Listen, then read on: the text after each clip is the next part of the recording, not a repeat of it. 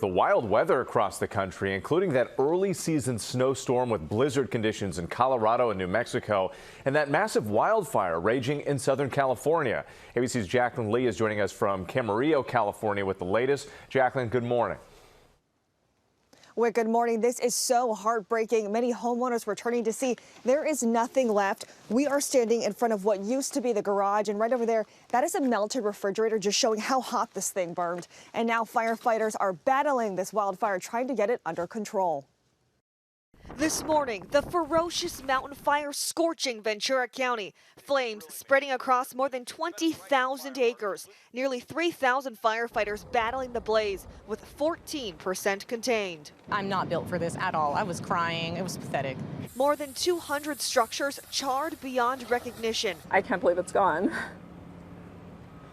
I don't even know what to say right now. This is surreal. I mean, I know we live in a fire danger area, but this is not, it came out of nowhere. It was so fast. More than 14,000 residents remain under evacuation orders and at least 6 people injured. Many homeowners discovering the majority of their Camarillo Heights neighborhood incinerated. That's like my childhood home. It's where we got married. Officials say it only takes one ember and a wind gust for a fire to tear through and destroy one home while leaving another one completely untouched. Firefighters warning the threat is not over. Make sure your car is full of gas and, ready to go at a moment's notice, because fire is just a fact of life here. The hurricane-force Santa Ana winds seen as further fuel for these wildfires as extreme weather slams the west. In Colorado, a state of emergency is in effect as more than 2 feet of snow has fallen, blanketing cities like Denver and Colorado Springs.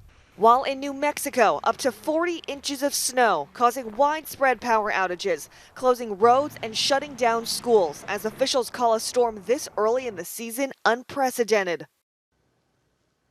Firefighters are taking advantage of the light wind conditions this weekend to try to get this fire under control. Moderate Santa Ana winds will pick up next week. Janae. Oh, that is not good news to hear, Jacqueline. Thank you. Now let's bring in meteorologist Samara Theodore. And Samara, it's not just the West Coast that is dealing with the wildfires. It is dry as a bone out here, too. Listen, Janae, I mean, look at this video, you guys. You can actually see the helicopter dumping water. And this is something we're accustomed to seeing in California. But that's the New York skyline. Inglewood Cliffs, New Jersey, dealing with the wildfire. Also across the GW Bridge, Brooklyn, New York, Prospect Park had a brief brush fire. Not only there, but in Reading, Pennsylvania, you can see a line of fire behind the cemetery. I went to high school near there. That's the pagoda, and that's the view from the pagoda of the actual wildfire.